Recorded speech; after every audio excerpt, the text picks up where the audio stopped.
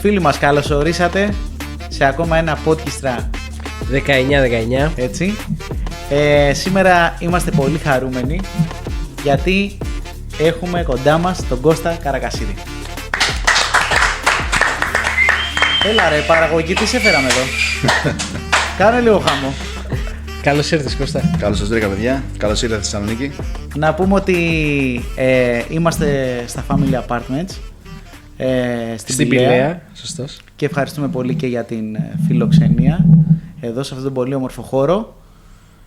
Και θέλω να το αποκαλύψω, επειδή ο Κώστας τυχαίνει και είναι και φίλος μου, ότι είναι ένας από τους πιο πιστούς φαν της εκπομπής. Έχεις χάσει κάποια? Όχι, καμία. Λοιπόν, χειροκρότημα. Από τις πρώτες.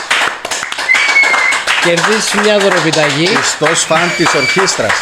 Της ορχήστρας. Της ορχήστρας. Από τότε που έχετε εμφανιστεί. Οπότε να σου πούμε ότι σε φέραμε εδώ για να σου πούμε συγχαρητήρια. Ευχαριστώ πολύ. Συγχαρητήρια. Να τα αποδώσετε και κερδίσεις μια δωροπιταγή. Ευχαριστούμε. Τώρα μπορούμε να τελειώσουμε την εκπομπή και να πας στο καλό. Λοιπόν, ήταν ένα podcast στα 19.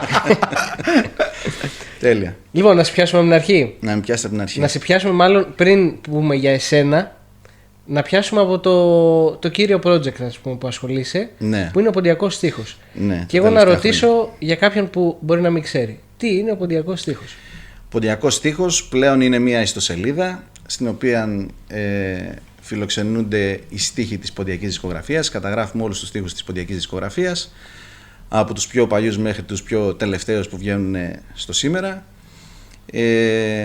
Πέραν των στίχων υπάρχει και μια μεγάλη γλωσσολογική έρευνα που γίνεται πάνω στις λέξεις, όπου υπάρχει ένα γλωσσάρι σε κάθε τραγούδι από δίπλα. Και επειδή όλο αυτό έχει γίνει έτσι ένα συστηματικό αρχείο και μια έτσι βάση δεδομένων, έχουμε και λοιπά στοιχεία, ας πούμε, και των καλλιτεχνών που συμμετέχουν, τα βιογραφικά τους, τις δισκογραφίες τους έτσι με όμορφο τρόπο παρουσιασμένο.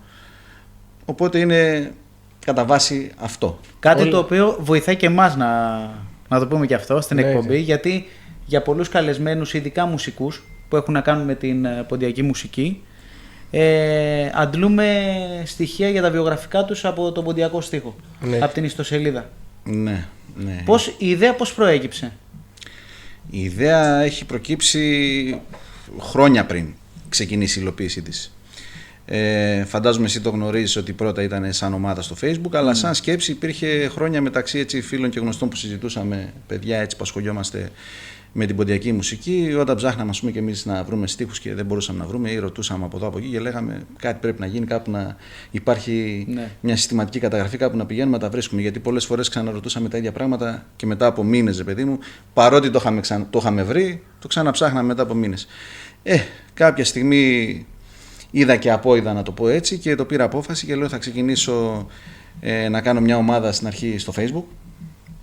Τότε μάλιστα έναυσμά μου ήταν και αφορμή να το ξεκινήσω, άμα σου πω ένα δυσάρεστο γεγονός, ότι είχε πεθάνει στα κοντά τότε ο Πόγιος ο Παπαγιαννίδης, ο οποίος ήταν και μεγάλο κεφάλι της ποντιακής μουσικής, αλλά ήταν και για μας και μεγάλη πηγή γνώσης και πληροφορίας που μας έδινε σχετικά με στίχους και τραγούδια. Τον παίρνατε τηλέφωνο, ας πούμε? Τον πέραμε τηλέφωνο και μαθαίναμε τι σημαίνει το τάδε δύστιχο ή τη τάδε λέξη.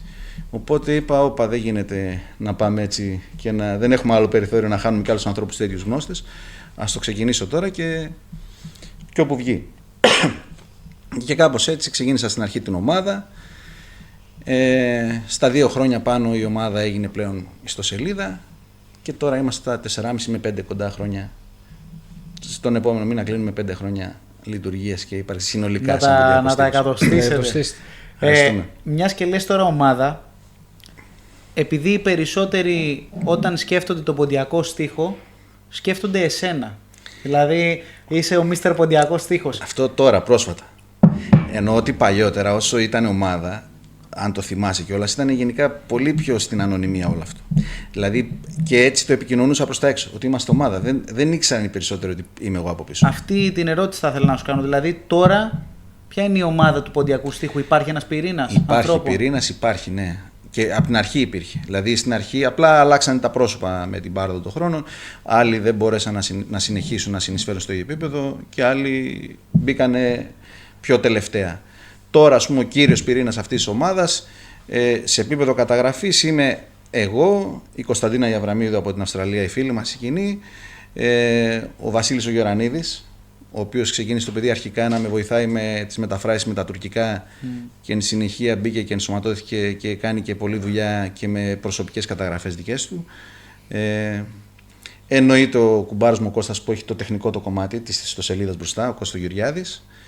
Και από εκεί και πέρα υπάρχουν και πάρα πολλοί άνθρωποι από την αρχή, οι οποίοι τους θεωρώ ισότιμα συνεργάτες, με την έννοια ότι από την αρχή πάντα βοηθούσαν σε επίπεδο δηλαδή του να μου λύσουν απορίες, να με βοηθήσουν με κάποιες λέξεις, όπως είναι δηλαδή ο Γιάννης ο Τερζίδης, ο Θανάσης ο Στυλίδης, ο Χρήστος Ακριτίδης και έτσι πολλοί άνθρωποι που τους κατά καιρούς τους ρωτάω, αλλά κατά βάση αυτοί ας πούμε που σε πιο σταθερή βάση. Τι πόστα μπορεί να έχει δηλαδή μια τέτοια ιστοσελίδα? Είπες πριν ότι γίνεται και φιλολογική επιμέλεια. Ναι, το κομμάτι, κοίταξε, της φιλολογικής επιμέλειας, ας πούμε ότι το ανέλαβα εξ αρχής εγώ. Ελείψη, ας πούμε, κάποιες καλύτερες λύσεις. Είσαι φιλόλογος? Όχι, δεν έχω, ούτε είχα τέτοιες, ας πούμε, αναζητήσεις προσωπικές αλλά στην πορεία, επειδή ακριβώς ανεβάζαμε στην αρχή, όταν ανέβαζα δηλαδή τους στίχους στην ομάδα, δεν υπήρχε γλωσσάρι. Είχα σκοπό να βάλω γλωσσάρι, αλλά δεν υπήρχε γλωσσάρι. Οπότε άρχισε και πίεζε ο κόσμος και έλεγε τι θα γίνει, θα εξηγήσετε, πείτε και κάποια πράγματα, τι σημαίνει αυτό, τι αυτό. Και λέω: οκ, ανέλαβε το και αυτό, πάρ' το πάνω σου. Και κάπως έτσι ξεκίνησα να κάνω και αυτού του τύπου την έρευνα. Απλά έτσι είναι ο τρόπος που σκέφτομαι, αν θέλεις, και που προσεγγίζω τα πράγματα. Και αν θα πω να το κάνω κάτι, προσπαθήσω να το κάνω με τη σπουδή που του αρμόζει και αξίζει. Οπότε τον προσέγγισα σαν να ήμουν, ας πούμε, φιλόλογος, με την έννοια ότι έψαχνα και τις ετυμολογικές ρίζες των λέξεων, έψαχνα να βρω και πράγματα που δεν τα βρίσκαμε στο λεξικό, να τα εμπλουτίσω, να τα διορθώσω και όλα αυτά. Τα πόστα είναι βασικά στην ουσία τώρα, όπως είδες, δεν είμαστε και πολλά άτομα σαν ομάδα, αλλά στην ουσία είναι τα παιδιά που καταγράφουμε και ένας κύριος επιμελητής. Αν και στα πλαίσια της επιμέλειας θα σου πω ότι. Λίγο πολύ γίνεται έτσι. Ναι, ρωτάω και εγώ, θα ρωτήσω τους ανθρώπους που λέω, τους εξωτερικούς ας πούμε συνεργάτες που θα ρωτήσω για κάποια πράγματα. Οπότε το δουλεύουμε από κοινού όλο μαζί. Και οι μεταφράσεις που είπες από τα τουρκικά. Ναι, οι αποδόσεις των ενιών των λέξεων. Θα μας πεις κάποια πιο βασικά πρακτικά στοιχεία που αφορούν τον τρόπο που μπορεί να δουλέψει κάποιος στον ποντιακό στίχο. Δηλαδή, κάποιος επισκέπτης που μπαίνει στην ιστοσελίδα, πώς μπορεί να ψάξει, που έχουν να κάνουν με τη μηχανή αναζήτηση, δηλαδή με τα τραγούδια. Πώς μπορεί να δουλέψει, εννοείς να χρησιμοποιήσει τη σελίδα, στα σελίδα. Η σελίδα, όταν μπαίνει στην αρχική σελίδα, το έχεις δει, είναι ένα ψαχτήρι στην ουσία. Ένα τύπου Google Search Bar. Αυτό. Και λέμε από εκεί πέρα ότι μπορείς να αναζητήσεις κάτι είτε κατά τίτλο ενός άλμπουμ, είτε κατά τίτλο ενός τραγουδιού, είτε κατά κάποιο καλλιτέχνη, είτε μετά εννοείται κατά στίχο. Δηλαδή, αν έχεις ακούσει κάτι και λες αυτός ο στίχος που περιέχεται. Τα αποτελέσματα που προκύπτουν σε κάθε αναζήτηση προκύπτουν τρεις στήλες. Η μία είναι με τα τραγούδια, η άλλη είναι με τα άλμπουμ και η άλλη είναι με τους καλλιτέχνες. Και βεβαίως, αν έχεις κάτι συγκεκριμένο και μπορείς να πας, έχουμε ας πούμε και σύνθετη αναζήτηση. Μπορείς να βάλεις δηλαδή συνδυαστικά κάποιους όρους. Δηλαδή, παράδειγμα, έχεις ακούσει ένα τραγούδι, ξέρεις ότι το άκουσες από τον Παρχαρίδη, παράδειγμα, και ότι ο στίχος λέει αυτή τη λέξη. Μπορείς να βάλεις συνδυαστικά Παρχαρίδη, ξέρω εγώ, στην σύνθετη αναζήτηση. Πολλοί καμιά φορά μπερδεύονται, το βάζουν μαζί στην αρχική αναζήτηση, που είναι η απλή αναζήτηση. Αλλά ναι, άμα θέλουν κάτι τέτοιο, να ξέρουν ότι μπορούν να το κάνουν στη σύνθετη αναζήτηση. Δηλαδή, αλλού τον καλλιτέχνη, αλλού το στίχο ή το άλμπουμ ή οτιδήποτε ψάχνουν να βρουν. Και εννοείται μπορούν να πάνε, υπάρχει και αλφαβητική σειρά και με τους καλλιτέχνες, μπορούν να μπουν να δουν και τους καλλιτέχνες, να δουν από εκεί πέρα αν ξέρουν, ψάχνουν κάτι συγκεκριμένο, το βιογραφικό του, τη δισκογραφία του κλπ. Εδώ βέβαια να σημειώσω ότι παρότι σαν δισκογραφία έχουμε κάνει πλήρη δουλειά, δεν καταγράφουμε τα άλμπουμ τα οποία είναι ζωντανού τύπου. Live δηλαδή. Τα live, ναι. Αυτό γίνεται γιατί συνήθως στα live περιέχονται τραγούδια τα οποία είναι από κάποια δισκογραφία παλιότερη, προγενέστερη. Και συνήθως είναι σε pot-pourri, οπότε δεν είναι η λογική του ενός τραγουδιού αυτοτελούς. Είναι μακρινάρια ολόκληρα, θα βγαίνανε σε ντόνια δηλαδή. Θα είχε αξία, ξέρεις, γιατί καμιά φορά στο live βγαίνει και ο αυθορμητισμός της στιγμής που εκφράζεται και μέσω του στίχου. Ναι. Και ίσως τώρα δίνω και ιδέα που μπορεί να το έχει σκεφτεί. θα είχε αξία και να καταγραφούν και ορισμένα μουχαπέτια. Αυτό το έχει σκεφτεί, έχει περάσει από το μυαλό σου? Ναι, πολλά έχουν περάσει στο μυαλό μου. Είναι κάψιμο, φαντάζομαι. Για τα live θα σου πω μονάχα το εξής για να το κλείσω. Έχουμε καταγράψει κάποια ιστορικού τύπου live. Ή που, ας πούμε, παράδειγμα, ο Χρύσανθος τραγούδισε το τάδε τραγούδι, αλλά πρόσθεσε και ένα ακόμα δίστοιχο. Και κάπως έτσι, ας πούμε, πονηρά σκεπτόμενοι, και επειδή ξέραμε ενδεχομένως και τη δημοφιλία αυτού του live, το καταχωρήσαμε. Σε επίπεδο live, ίσως μελλοντικά για λόγους πληρότητας, αν έχουμε βαρεθεί από όλα τα υπόλοιπα, έχουμε τελειώσει βασικά από όλα τα άλλα project και βαριόμαστε πλέον και δεν έχουμε τίποτα να κάνουμε, ίσως να το κάνουμε για λόγους πληρότητας, να το καταχωρήσουμε γι' αυτό. Γιατί έχουμε και άλλα πράγματα στα σκαριά. Ειλικρινής, έτσι. Ναι, για το μουχαπέτ που λες, το καταλαβαίνω, το κατανοώ, γιατί υπάρχουν συνήθως στο μουχαπέτ ακούγονται και πολλά αντίστοιχα που δεν ακούγονται σε δισκογραφία. Στα πλαίσια που το λειτουργούμε αυτή τη στιγμή, δεν ξέρω πώς θα μπορούσα να το σωματώσω. Φαντάζομαι δηλαδή τώρα μπορεί να έχει ένα μουχαπέτι 30-40 λεπτά. Πώς θα είναι χρηστικό να περάσει, ας πούμε, ένα track το οποίο να έχει ένα τραγούδι και να κατεβαίνει ο άλλος και να σκρολάρει και να σκρολάρει. Θα είναι λίγο δύσκολο νομίζω για τον χρήστη. Ίσως ιδεατά να μπορούσαμε να κάνουμε ένα section μελλοντικά που να είναι αποκλειστικά ίσως δύστιχα. Δύστιχα όμως στη λογική, αλλιευμένα δύστιχα τύπου μαντινάδες, ότι ας καταγράψουμε κάποια δύστιχα πιο χύμα, που υπάρχουν και σε εκδόσεις. Σκέψω ότι προσπαθώ να ενσωματώσω και από εκδόσεις, από παλιές εφημερίδες της πατρίδας. Δηλαδή υπάρχουν και τέτοια ακόμα project που τρέχουμε. Τα λαογραφικά κερασούντους που ανεβάσαμε πρόσφατα του Βαλαβάνη, λαογραφικά Κωτιόρων, του Άκογλου. Τραγούδια δηλαδή που εμπεριέχονται μέσα σε εκδόσεις. Και αυτό ακόμα δηλαδή είναι μεγάλη δουλειά. Δεν έχουμε ακόμα δηλαδή τελειώσει με τον κύριο όγκο που λέμε ότι θέλουμε να τελειώσουμε. Η αλήθεια είναι ότι υπάρχουν και παρόμοιες σελίδες, όχι αμικώς ενός είδους μιας παράδοσης. Ναι. Αλλά στο ποντιακό νομίζω είναι ακόμα λίγο πιο σημαντικό, γιατί έχει και το θέμα της διαλέκτου. Οπότε σε μη γνώστες είναι δύσκολο. Στην ουσία η αναγκαιότητα για εμάς τους πόντιους είναι 10 φορές μεγαλύτερη από ότι το στίχη info που υπήρχε, παράδειγμα, και ψάχναμε τους ελληνικούς στίχους. Ναι. Ακόμα και εκεί κάποτε έμπαινα, καταχωρούσα σαν Καρακασίδης ποντιακούς στίχους όταν ακόμα δεν είχα κάνει, ας πούμε, τη δικιά μου σελίδα. Έμπαινα, ας πούμε, ανέβαζα τη δισκογραφία του Παρχαρίδη. Διαχειριζόμουν και τη σελίδα του Παρχαρίδη, ανέβαζα τους στίχους, ξέρω, του Παρχαρίδη όλους εκεί πέρα στο στίχη info να υπάρχουν. Μέτρωγε, ναι, αυτό είναι αλήθεια. Γιατί δεν υπήρχε κάπου να τους βρεις βασικά. Υπήρχαν βασικά προγενέστερες δουλειές, υπήρξαν και κάτι blogspot και κάτι forum. Αλλά δεν ήταν αυτή τη προσέγγιση δηλαδή, εγώ ξεκίνησα, θυμάμαι, την ομάδα και έκανα μια πολύ γενναία δήλωση στην αρχή και λέω: θα καταγράψουμε το σύνολο της ποντιακής δισκογραφίας. Και ούτε ήξερα πώς είναι αυτή η δισκογραφία, ούτε πόσο χρόνο θα μου πάρει. Δηλαδή, έλεγα: μπορεί να πάρει και 10 χρόνια. Πραγματικά δεν είχα ιδέα. Αλλά το είπα, το δήλωσα και λέω: θα το κάνω. Σε πόσο καιρό το κατέγραψες? Σε 4 χρόνια. Στην ουσία τώρα είμαστε τελειωμένοι από πλευρά της δισκογραφίας. Μόνο ό,τι παράγεται στο χρόνο τώρα. Απλά υπάρχουν κάποια βινίλια τα οποία δεν τα έχουμε καταγράψει γιατί δεν μπορούμε να τα βρούμε να τα ακούσουμε. Δηλαδή τα έχω καταχωρημένα μέσα στη βάση, φαίνονται, σου γράφει μήνυμα ότι οι στίχοι θα προσθεθούν σύντομα. Αυτό το είχαμε σαν αυτόματο μήνυμα που έβγαινε όταν δεν υπήρχε στίχος, αλλά πλέον δεν υπάρχει και το σύντομα, γιατί δεν ξέρω αν θα βρούμε καν τα συγκεκριμένα τα βινίλια. Δηλαδή μιλάμε για βινίλια που είναι, ας πούμε, από τις πρώτες. Έχω ένα βινίλιο το οποίο είναι η πρώτη, πιστεύω, ηχογράφηση που έχει καταγραφεί ποτέ. Και δεν ξέρω αν θα το βρω και ποτέ. Παρότι κάνουμε ενέργειες, προσπαθούμε, ψάχνουμε από αρχή και αυτά. Εσύ λες καταγράφουμε τη ποντιακή δισκογραφία. Ναι. Δηλαδή όλα τα κομμάτια τα οποία είναι σε ποντιακή διάλεκτο. Σε ποντιακή διάλεκτο. Να το πούμε. Σε ποντιακή διάλεκτο, ναι. Υπάρχουν ποντιακά κομμάτια που έχετε καταγράψει που είναι σε κοινή διάλεκτο ή σε άλλες διαλέκτους? Κοίταξε, για τουρκόφωνα φαντάζομαι θα υπάρχουν. Τουρκόφωνα, ναι, σίγουρα. Γιατί τουρκόφωνα χρησιμοποιούμε καμιά φορά και στα αντίστοιχα. Ναι. Ή ξέρω εγώ, έχει ένα CD Πάφρας Ιωαννίνων. Τραγουδάνε οι Παφραλίδες, είχαν αλλάξει τη γλώσσα από την πατρίδα ακόμα. Οπότε εκείνοι τραγουδάνε μόνο στα τουρκικά. Τουρκικά, κανονικά. Ας πούμε ότι τα τουρκικά τα θεωρούμε και λίγο δικά μας, με την έννοια ότι εντάξει, είμαστε εξοικειωμένοι με αυτό το κομμάτι. Τα ελληνικά φαντάζομαι ότι είναι λίγο πιο.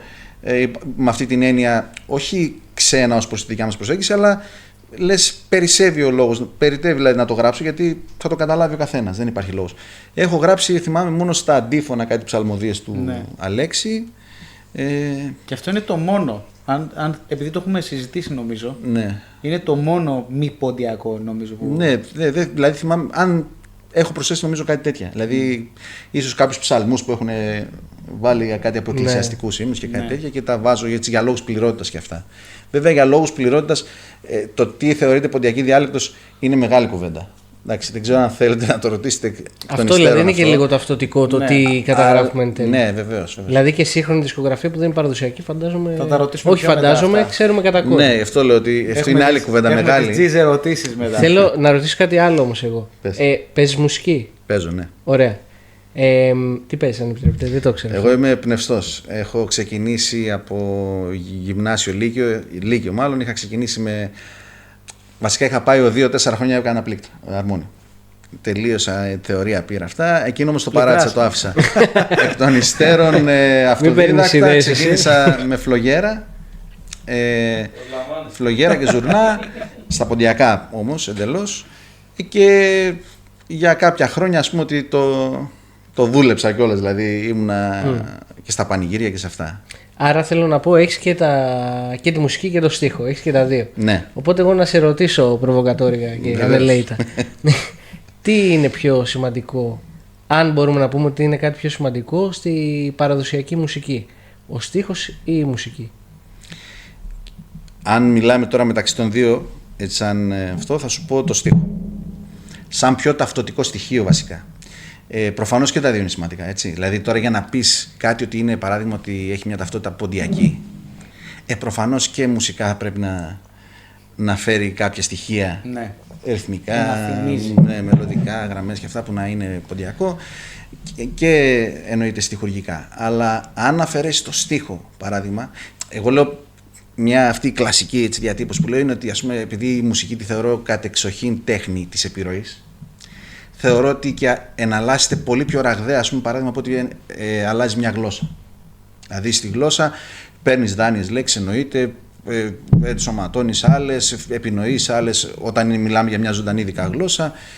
Μέσα στα χρόνια και αυτή εξελίσσεται, αναπνέει, δεν είναι έτσι νεκρός οργανισμός, μια ζωντανή πάντα ομιλούσα γλώσσα.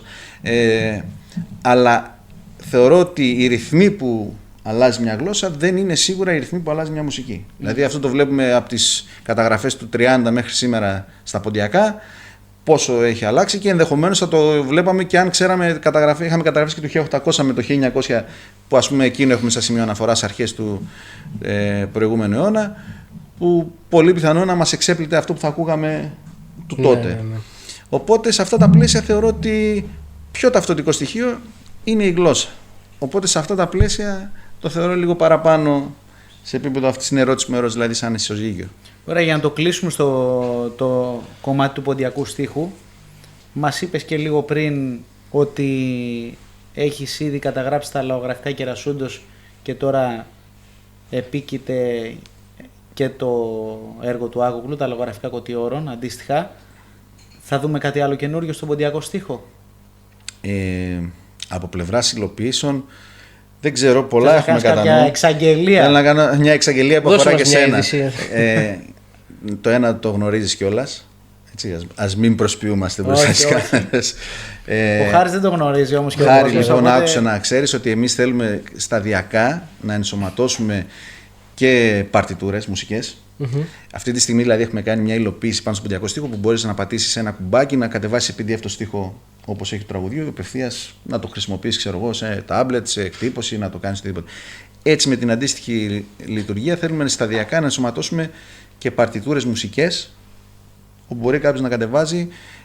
Βέβαια, εδώ, επειδή τα έχουμε διευκρινίσει εδώ με τους ανθρώπους που εμπλέκονται, ότι έχουμε πει ότι η μουσική θα στηθεί στη λογική του οργάνου της λύρας. Ναι. Γιατί θα μπορούσαμε να κάνουμε πολλές παρτιτούρες ανάλογα με το τι ενορχήστοση έχει και το κάθε κομμάτι και πόσα όργανα εμπλέκονται. Και σίγουρα θα ξεκινήσουμε βεβαίως από πίσω προς τα μπρος, δηλαδή κυρίως με τα δημοτικά για αρχή, τα πιο έτσι εκτεταμένα, πιο ευρέως διαδεδομένα, και θα πάμε σταδιακά ίσως και με κάποια πιο σύγχρονα. Σίγουρα δεν θα τα καταγράψουμε όλα σε επίπεδο παρτιτούρων, αλλά θα προσπαθήσουμε να κάνουμε ένα μεγάλο κομμάτι. Για να το καταλάβει και ο κόσμος, θα αφορά συγκεκριμένες εκτελέσεις. Σωστά? Ναι, θα αφορά συγκεκριμένες εκτελέσεις, αλλά είχαμε πει και το ξέρεις ότι ας πούμε σε περιπτώσεις, παράδειγμα, που έχουμε ένα τραγούδι που έχει επανεκτελεστεί 30 φορές, τη τρίγα το γεφύρι, ξέρω εγώ, η λεμόνα, το τάδε και παραλλαγές. Θα κάνουμε μια κεντρική δομή και αυτήν θα την βάλουμε παντού για να μην καθόμαστε τώρα για μικρολεπτομέρειες, αλλάζουμε μια παρτιτούρα. Κάτι άλλο που θα γίνει? Όσον αφορά το στίχο γενικά σαν project. Τον ποντιακό στίχο, την σελίδα. Στη σελίδα του ποντιακού στίχου, δεν ξέρω πώς το ρωτάς τώρα, από πού μου έρχεσαι. Σαν σελίδα για την ώρα έχουμε σκέψεις, θα δούμε, δηλαδή μπορώ να πω πραγματάκια, αλλά δεν ξέρω αν είναι και δόκιμο να το πω από τώρα. Ναι, εντάξει. Ας έχουμε λίγο, έχουμε πολλές ιδέες, πάντως έχουμε ενδεχομένως και, δηλαδή μια ιδέα παράδειγμα είναι να μπορείς μελλοντικά να μην εισέρχεσαι έτσι σαν επισκέπτης απλώς, να κάνεις ένα λογαριασμό, ένα τυπικό login βέβαια, μια εγγραφή, όχι για κανέναν λόγο, αλλά για να μπορείς να δημιουργήσεις δικές σου προσωποποιημένες playlist. Παράδειγμα, είμαστε 1919 και θέλουμε να παίξουμε στην τάδε συναυλία τα τραγούδια μας. Ωραία, ας τα φτιάξουμε μια playlist και ας τα βάλουμε να παίξουν. Και άλλες σκέψεις, πολλές σκέψεις. Ακόμα και για τη landing page, την αρχική της σελίδα, πολλά πραγματάκια έτσι κατά νου. Και λίγο να παίξουμε και με τα βιογραφικά των συντελεστών. Ίσως να το κάνουμε και μια άτυπη μηχανή του χρόνου σε κάποιες περιπτώσεις. Θα δούμε. Ναι. Αυτό.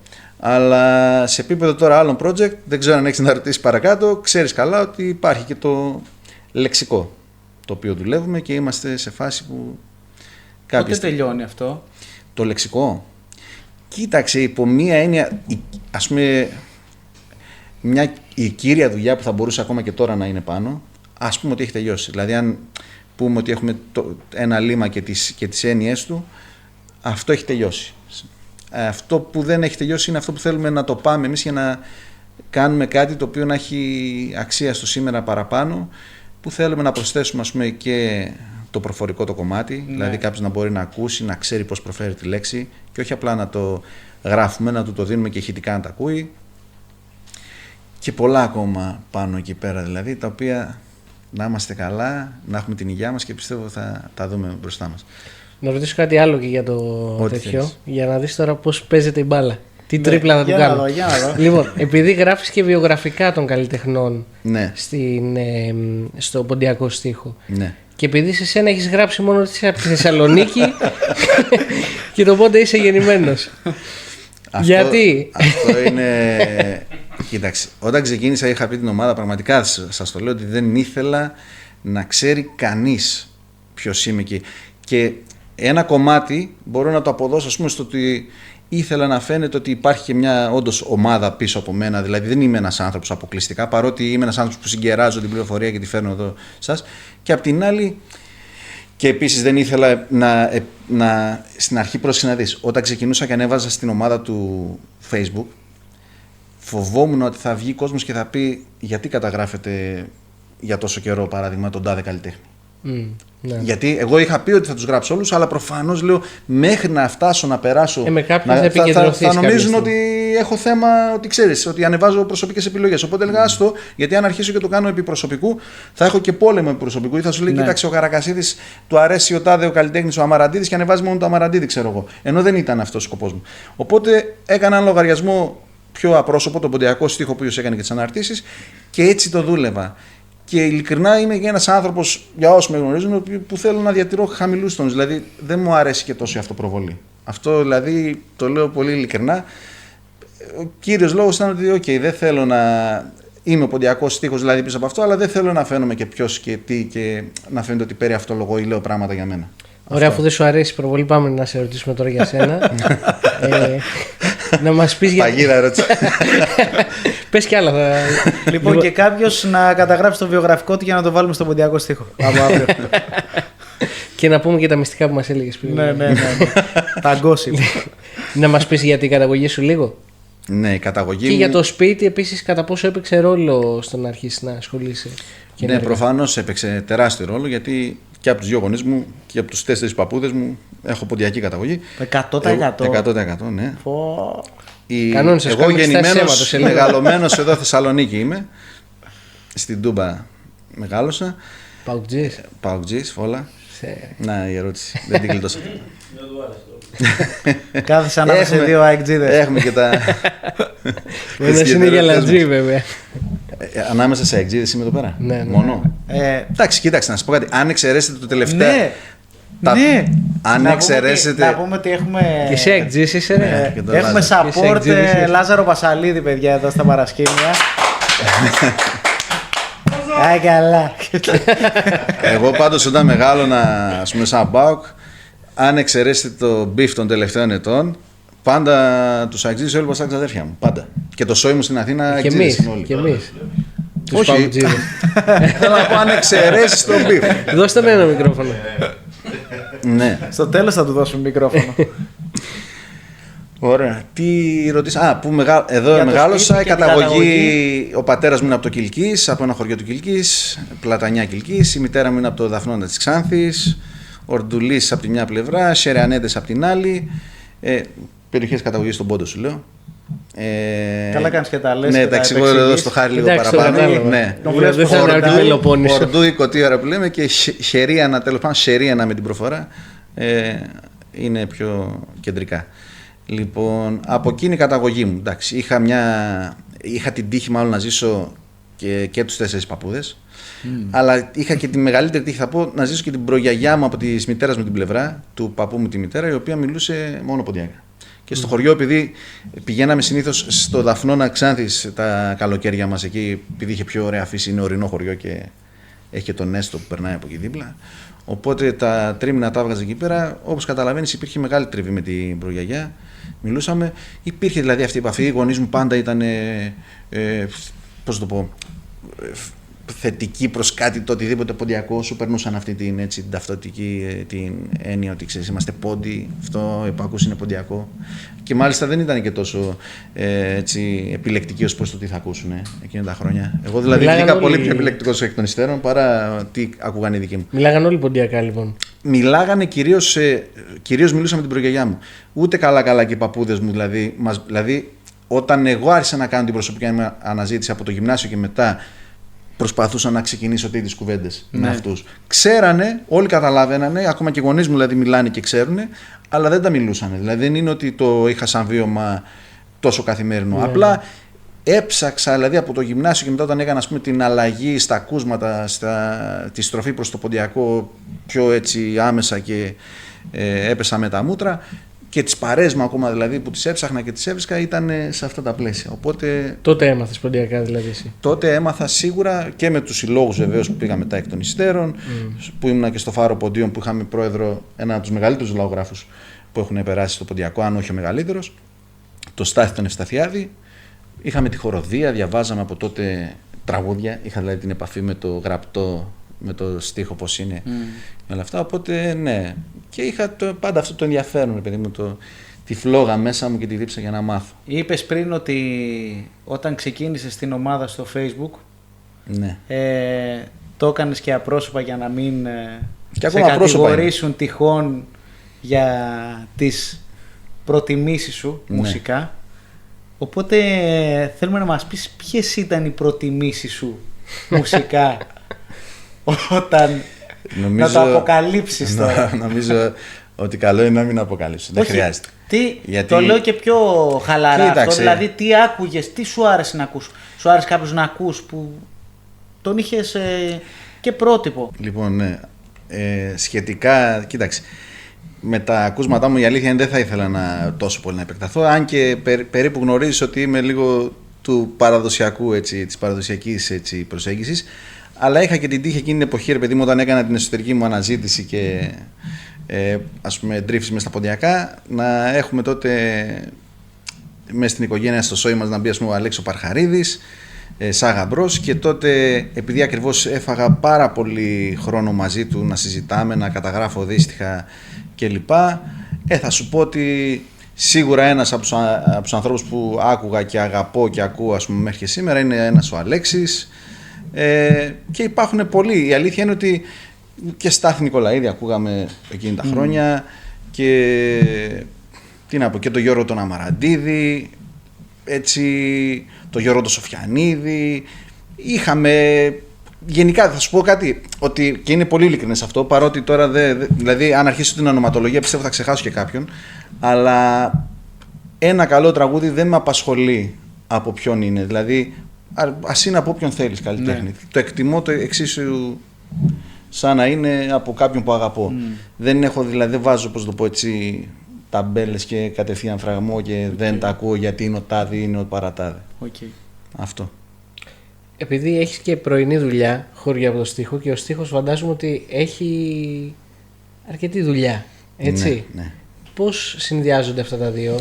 Κοίταξε, αυτό πρακτικά θα σου πω ότι δεν συνδυάζεται. Δηλαδή, ή μάλλον την τρέλα που είχα και τη λόξα και τη διάθεση και του χρόνου που έβαλα πάνω σε αυτό. Εκεί ήθελα να καταλήξω, ότι είναι λόξα εν τέλει. Είναι λόξα εν τέλει. Αλλιώς δεν είναι. Είναι λόξα γιατί πρακτικά και πολλές ώρες. Το μόνο καλό, δηλαδή, σε αυτό που λες, το οποίο πρέπει να το λάβουμε και υπόψη, είναι ότι, ας πούμε, εγώ όταν ξεκίνησα την ομάδα ήταν το 20 εν μέσω καραντίνας.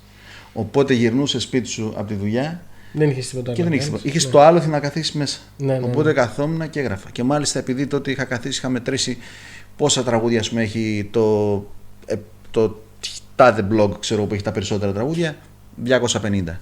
Ωραία. Εγώ θα βάλω στόχο πρώτα να ξεπεράσω τα 250. Έφτανα, ξέρω, σε 2 μήνες, 3 στα 400, ξέρω. Και συνέχιζα.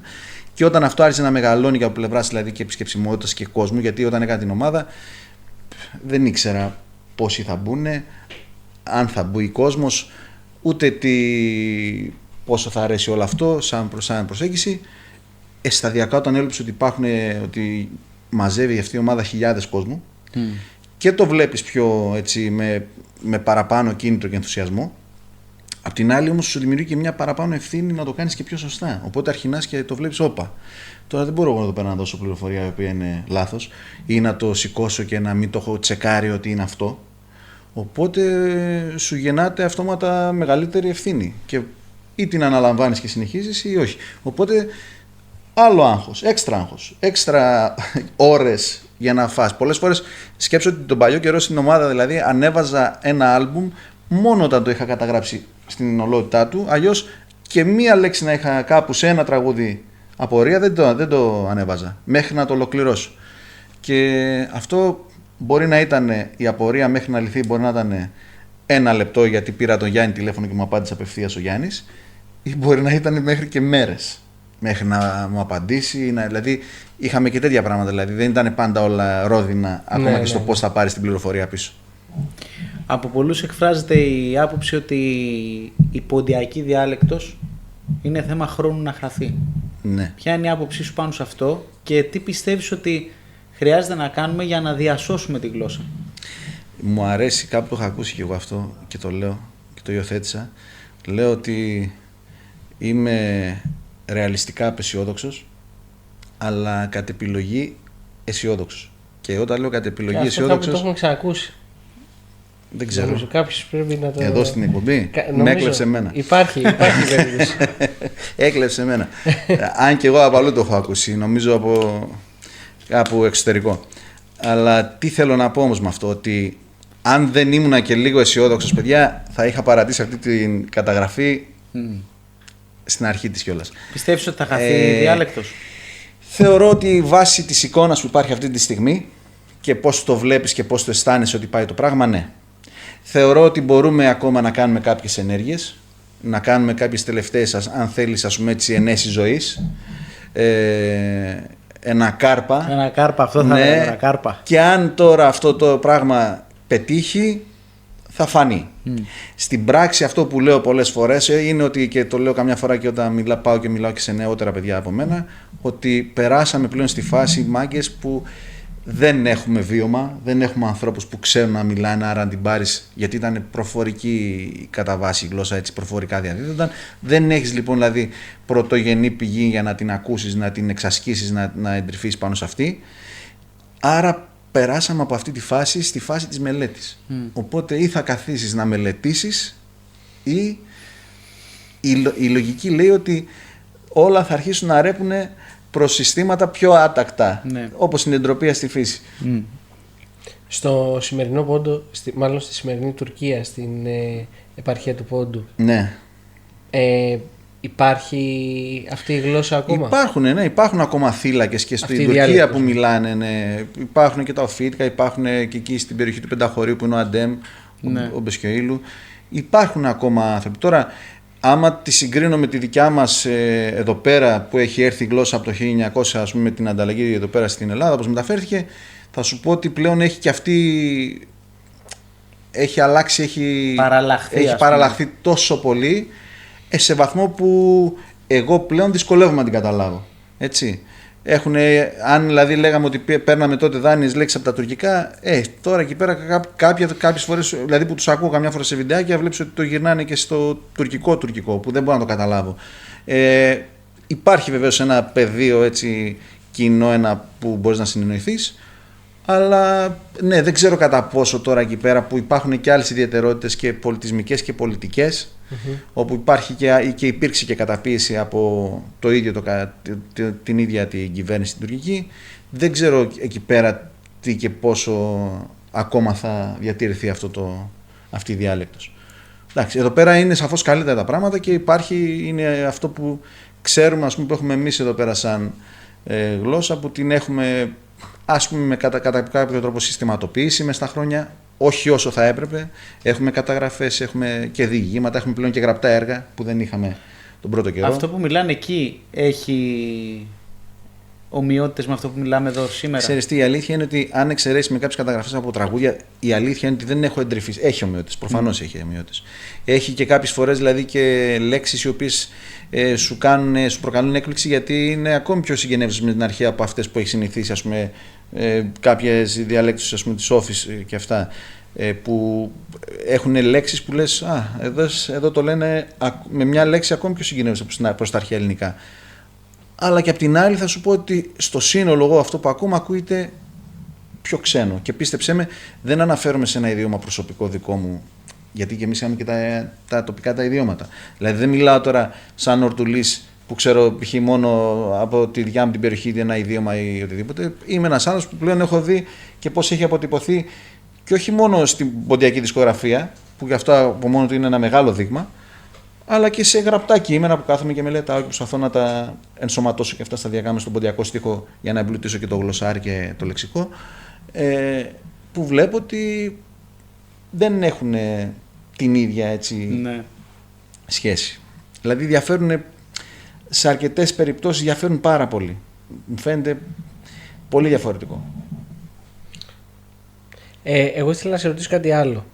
Γιατί ακούγεται πολλές φορές υποτιμητικά περισσότερο η λέξη Ρωσοπόντιος. Ναι. Που στην ουσία, και αυτό είναι μια διαφορετική, είναι από την ίδια ρίζα στην ουσία της καταγωγής, με μια διαφορετική πορεία ιστορικά, ναι, και μπορεί να κουβαλάει και τοπικά χαρακτηριστικά και στη διάλεκτο εννοώ με τα ρωσικά. Πόσος λαός πέρασε από τη Ρωσία? Πάρα πολύ. Και η μία μου γιαγιά πέρασε πρώτα στη Ρωσία και μετά έρθει στην Ελλάδα. Σαν όρο πώς το ακούω? Και σαν όρο, αλλά και κατά πόσο έχει εντρυφήσει και αυτό το στοιχείο στη διάλεκτο. Κοίταξε, όπου και αν πέρασε ο Πόντιος, προφανώς πήρε και τα δάνειά του. Τώρα πρόσεχε να δεις, Ρωσοπόντι. Κακός όρος βέβαια, δεν μου αρέσει. Εγώ μέσα στο σύλλογο μου είχα πολλά παιδιά στο Φάρο Ποντίων όταν ήμασταν, πολλά παιδιά που είχαν έρθει εκ Ρωσίας.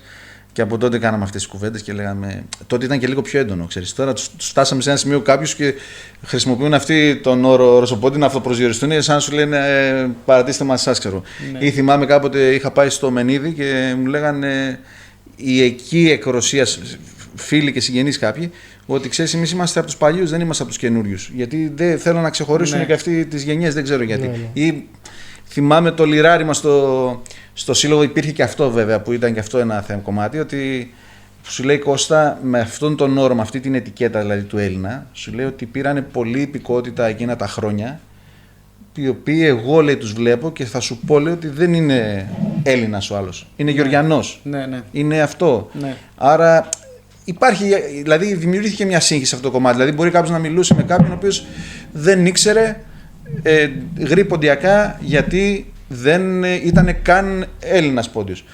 Δεν ήξερε γρή ποντιακά γιατί δεν έτυχε να μάθει εκεί που μεγάλωσε, αλλά ήταν. Θέλω να πω, υπάρχουν πολλές ιδιαιτερότητες. Οπότε παίρνανε άλλη δάνεια, τους ερχόταν πιο φυσική. Οι Ρωσικοί που τη διδαχθήκανε, γεννήθηκαν με αυτήν, οπότε πολλές φορές γυρνούσαν τη γλώσσα προς τα εκεί.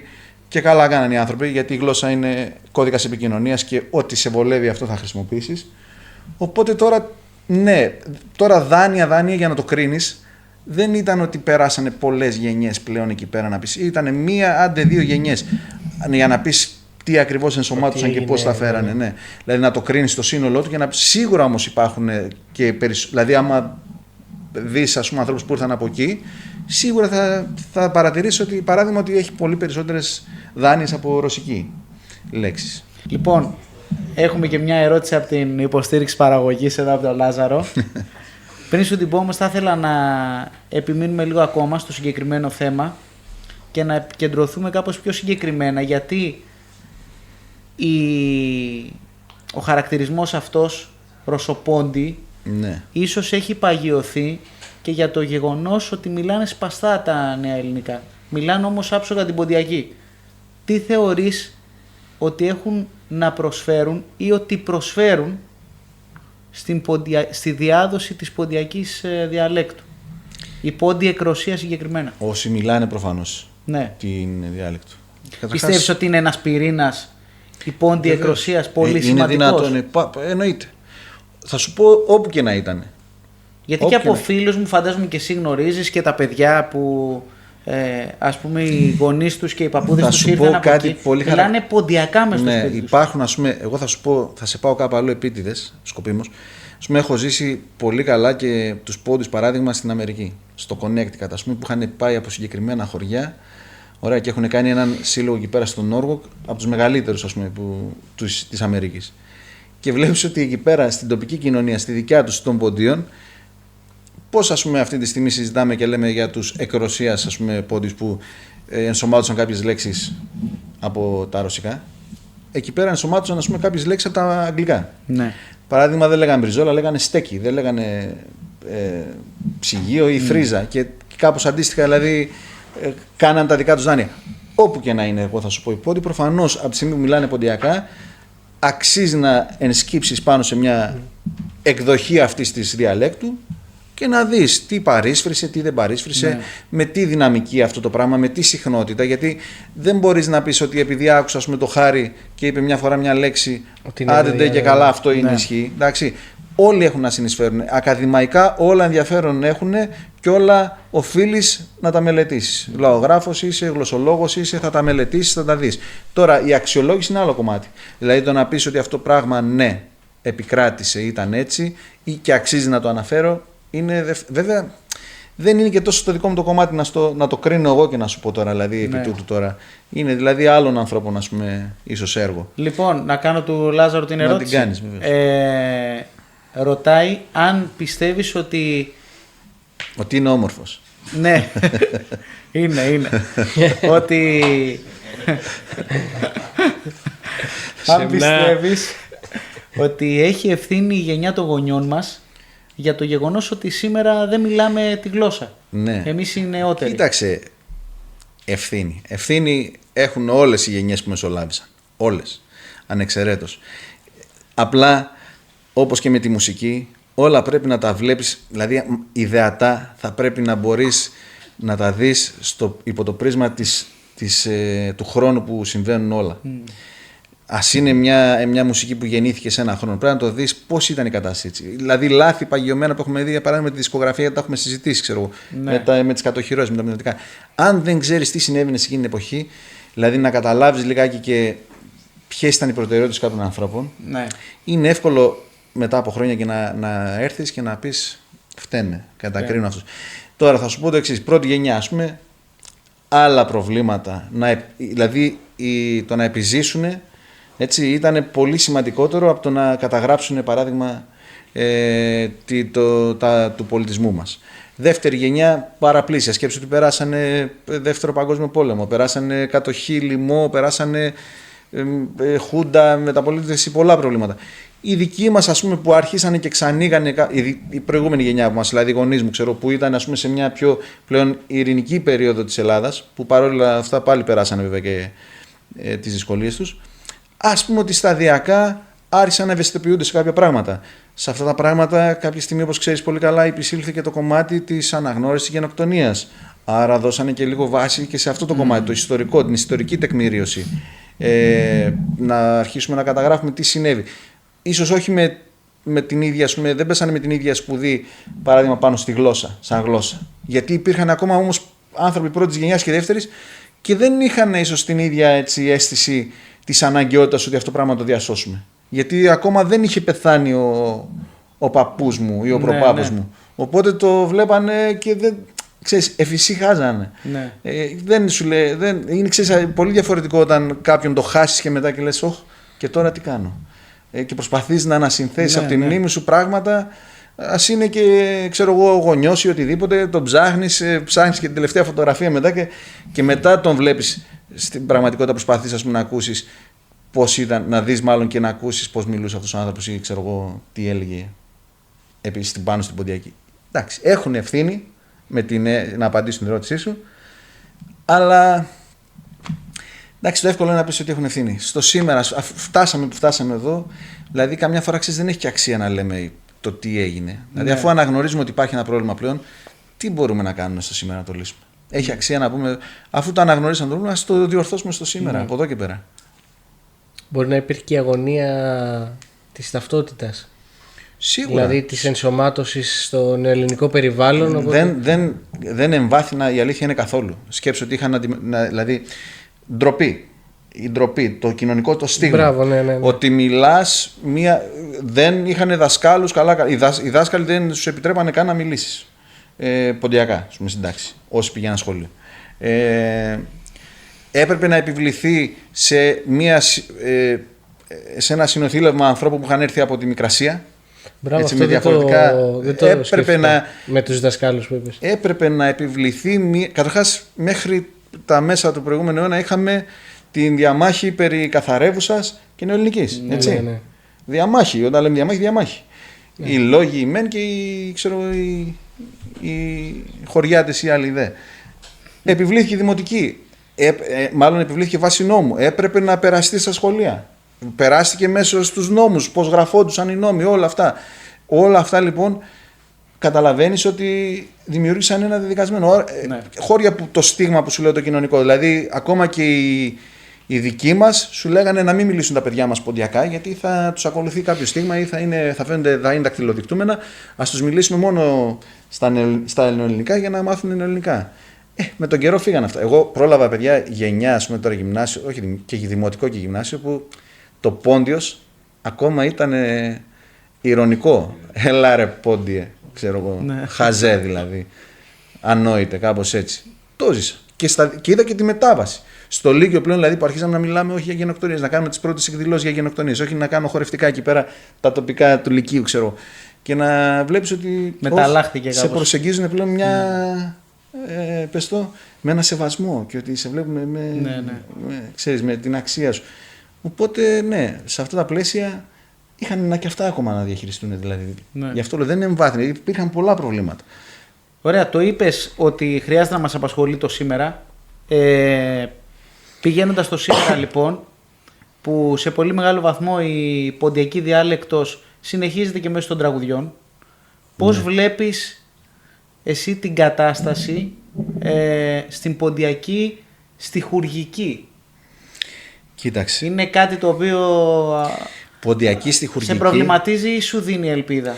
Αν μιλούσαμε για ελληνική στιχουργική, θα το θεωρούσες αποκομμένο σαν έννοια από την ελληνική γλώσσα? Όχι. Ένας για να γράψει δηλαδή σήμερα στίχο στα ελληνικά δεν πρέπει να γνωρίζει ας πούμε καλά τη γλώσσα? Πρέπει. Προφανώς τη γνωρίζει γιατί αφενός με τη διδάσκεται λέω 12 χρόνια στα σχολεία, αφετέρου την ακούει κάθε μέρα στις τηλεοράσεις, σε τέτοιο βαθμό που ακόμα και ένα στράπερ δηλαδή που θα κάνει τις δικές του επινοήσεις και θα φτιάξει και τραγούδια σου σήμερα, λίγο πολύ θα καταλάβεις, θα παίξει σε κάποια πλαίσια που είναι γνωστά και τα καταλαβαίνεις. Λοιπόν, στην ποντιακή τη στιχουργική αντίστοιχα, δεν μπορείς να πεις ότι σήμερα η ποντιακή στιχουργική είναι αποκομμένη από το κομμάτι της γλώσσας. Δεν μπορείς κατ' εμέ να γράψεις στίχο χωρίς να έχεις ενσκύψει και να έχεις μελετήσει και τη γλώσσα. Ούτε να νομίζεις βεβαίως ότι μπορείς να μάθεις γλώσσα μέσα από τα τραγούδια. Γιατί τα τραγούδια εξυπηρετούν συγκεκριμένους σκοπούς. Και πόσο μάλλον σκέψου στα δικά μας που έχουμε συγκεκριμένα μέτρα, 15 σύλλαβα, 14 σύλλαβα, έχουμε ρήμες. Και τι σημαίνει αυτό πρακτικά? Ότι πρέπει να χωρέσει ένα νόημα σε 15 συλλαβές στις 14. Πρέπει, αφού λύγει έχει αυτή την κατάληξη το πρώτο ημίστιχο, άρα αυτομάτως πρέπει οπωσδήποτε το δεύτερο ημίστιχο να καταλήξει μια λέξη που να είναι εκεί πέρα. Οπότε, τι έχουμε? Περιορισμό της γλώσσας. Επίσης, θεματικά, να μιλήσουμε για αγάπη, να τραγουδήσουμε για αγάπη. Ωραία, για αγάπη. 99% είναι τα τραγούδια μας περί αγάπης. Και το 1% που μπορεί να είναι πολλά τραγούδια, να είναι όλα τα υπόλοιπα. Γιατί τόσο πολύ όμως στράφηκε η θεματολογία εκεί, πιστεύεις? Γιατί αγαπάμε. Δεν ξέρω, γιατί προφανώς. Και εμείς αγαπήσαμε, ρε παιδιά, δεν κάνω έτσι. Γιατί προφανώς θα σου πω ότι κοίταξε, αφού περάσαμε πλέον και στο κομμάτι πλέον της εμπορικότητας όλου αυτού, έτσι, ναι. όπου όλο αυτό έγινε και επάγγελμα πλέον και βγήκε στα πατάρια, προφανώς πουλάει. Απλά ξέρεις τι, υπάρχει ο κίνδυνος που νομίζω ότι εν τέλει έχει γίνει αυτό, να δημιουργηθούν στερεότυπα και γύρω από τη θεματική των ποντιακών τραγουδιών. Δηλαδή βλέπουμε όντως μόνο για αγάπη. Δεν υπάρχουν τραγούδια κοινωνικά. Γιατί δεν ακούγονται? Να δημιουργηθούν στερεότυπα από ποιους? Ή τέλος πάντων να σου το πω διαφορετικά. Γνώμη. Ναι, στην κοινή γνώμη. Στο χέρι μας είναι, εδώ βρισκόμαστε, εσείς είστε δημιουργοί. Και εγώ, ας πούμε, είμαι δημιουργός. Ας φτιάξουμε τραγούδια που να μιλάνε για κάτι διαφορετικό. Θες να σου πω την εμπειρία μου? Στην πράξη, επειδή το έχω δοκιμάσει και επειδή εγώ γενικά με ξέρεις, γράφω πιο περίεργα. Ναι. Δεν πουλάω. Δηλαδή, θέλω να πω, στην πράξη εγώ είμαι και αντιεμπορικός. Ναι. Δεν μπορώ να το επιβάλλω. Δεν μπορώ να το επιβάλλω καμιά φορά ούτε με τους ανθρώπους που. Αυτό είναι δουλειά των καλλιτεχνών, πιστεύεις? Προφανώς είναι δουλειά των καλλιτεχνών. Πώς μπορεί Κοίταξε, ένας αυτό το έχω. καλλιτέχνης Από παιδιά το συζητούσαμε, θυμάμαι, το φίλο μου τον Γιώργο τον Σιαμίδη. Είχαμε αυτές τις κουβέντες. Ποιοι έχουν την ευθύνη, οι καλλιτέχνες ή ο κόσμος? Ο κόσμος ή οι καλλιτέχνες? Ποιος διαμορφώνει? Προφανώς είναι μια συμβιωτική σχέση. Έτσι. Και οι μεν και οι δε διαμορφώνουν τις καταστάσεις. Αλλά άμα με ρωτήσεις πλέον πού έχει κατασταλάξει γνώμη, θα σου πω προφανώς τη μεγαλύτερη, ας πούμε, επιρροή την ασκούν οι καλλιτέχνες, οι επιλογές των καλλιτεχνών. Δηλαδή, όταν εδραιώνεις ένα όνομα, θεωρώ αδιανόητο το να μην μπορείς να επιβάλλεις και το άκουσμα. Και το λέω με την έννοια ότι προφανώς και δείτε τι γίνεται και στα ελληνικά. Δηλαδή, στην ελληνική μουσική θέλω να πω. Δηλαδή, υπάρχουν και οι μεν που γράφουν απλοϊκό εύκολο στίχο, υπάρχουν και οι δε που γράφουν, και ο καθένας έχει το κοινό του. Και ο καθένας δημιουργεί από το δικό του το μετερίζει. Τώρα, σε εμάς υπάρχει αυτό που λέω πολλές φορές και το έχω πει πολλάκις. Υπάρχει η γενική ομπρέλα, η ετικέτα ποντιακό, η οποία όμως κάτω από την ομπρέλα αυτή συγκεντρώνει και συγκεράζει πάρα πολλές τάσεις. Αυτό πρέπει να το αναγνωρίσουμε. Δηλαδή, έχουμε από κάτω τον Πόντιο που είναι ο Χάρης, ο οποίος ακούει παράδειγμα έντεχνο ελληνικό, έντεχνο πες το ό,τι θέλεις. Έχουμε τον Γιάννη, τον Μιχαηλίδη, ο οποίος ακούει λαϊκό. Έχουμε τον Χ που ακούει ρεμπέτικο. Έχουμε τον άλλο που ακούει σκυλολαϊκό στα σκυλάδικα που σπάνε μπιντέδες, ξέρω εγώ, σε τέτοια φάση. Και όλες αυτές οι τάσεις συγκεντρώνονται και πολλές φορές λειτουργούν κάτω από αυτή την ετικέτα και έχεις την αίσθηση ότι ναι, ποντιακό. Όχι, δεν είναι ποντιακό όλα προφανώς. Έτσι. Υπάρχει κάποια. Εδώ δηλαδή θα συνταυτιστώ λιγάκι και με αυτό που είχε πει στην εκπομπή και ο Χριστάκης, ότι υπάρχει κάτι που λες ότι κοιτάω το πριν, κοιτάω και το που θέλω να πάω, αλλά λειτουργώ κάπου εκεί στη μέση, ρε παιδί μου. Δημιουργώ κάτι με βάση του παλιού. Υπάρχουν και το μεν άκρο και το άλλο άκρο. Εντάξει, επιλογές είναι και νομίζω ότι προφανώς αυτές οι επιλογές καθορίζουν, ας πούμε, και την πορεία και του κάθε καλλιτέχνη και αυτοί διαμορφώνουν σίγουρα όμως το κοινό. Το πιστεύω. Το είπες πριν λίγο ότι χρειάζεται κάποιος να γνωρίζει την ποντιακή για να γράψει ποντιακά. Ναι. Βλέπουμε σήμερα ότι πολλά από τα καινούργια τραγούδια που βγαίνουν έχουν μέσα αρκετές νεοποντιακές εκφράσεις ή νεοποντιακές λέξεις, ναι, ή και περιεχόμενο γενικότερα. Τι πιστεύεις ότι έχουν να δώσουν όμως αυτά τα τραγούδια στην ποντιακή γλώσσα? Δηλαδή τα βάζουμε όλα στο ίδιο τσουβάλι και βούρ στην πυρά? Στην πυρά κανείς. Πρώτον. Κανείς και ποτέ. Δηλαδή θέλω να πω ότι δεν είμαι αφοριστικός. Εγώ τουλάχιστον σαν Κώστας. Γιατί και πολλά από αυτά έχουν γίνει και επιτυχίες. Καταρχάς θα σου πω το εξής. Πολλά παιδιά που έχουν γράψει το σήμερα, ας πούμε, κάτι που, ας πούμε, θα το θεωρήσουμε νεοποντιακό, είναι γιατί έχουν πατήσει σε κάποιον παλαιότερο, ο οποίος έχει κάνει ακριβώς το ίδιο λάθος στο χρόνο που δημιούργησε, ας πούμε, το 1970 ή το 1980 ή το 1990 και δεν υπήρξε κάποιος, ας πούμε, να του σε εισαγωγικά τραβήξει τα αυτή, να του πει «Μα εδώ αυτό που έκανες είναι λάθος». Επίσης, μια γλώσσα όταν θέλουμε να λέμε ότι είναι ζώσα, θα πρέπει να είναι ικανή στο σήμερα να δημιουργεί και να φτιάχνει και στο σήμερα καινούργιες εκφράσεις και λέξεις. Ωραία. Οπότε σε αυτά τα πλαίσια θα πρέπει να μην υπάρχει κάποιο πρόβλημα στο αν θα επιλέξω εγώ, παράδειγμα, να αφομοιώσω κάτι της ελληνικής και να το βάλω μέσα στα ποντιακά. Αλλά υπάρχει τώρα το εξής εδώ. Εδώ συνήθως βαφτίζουμε καμιά φορά την τεμπελιά μας, τη βαφτίζουμε δημιουργικότητα. Τι θέλω να πω? Ότι εμείς τώρα φτάσαμε στο σημείο που μαθαίνουμε σαν νέα παιδιά, κυρίως την ποντιακή, από τα τραγούδια.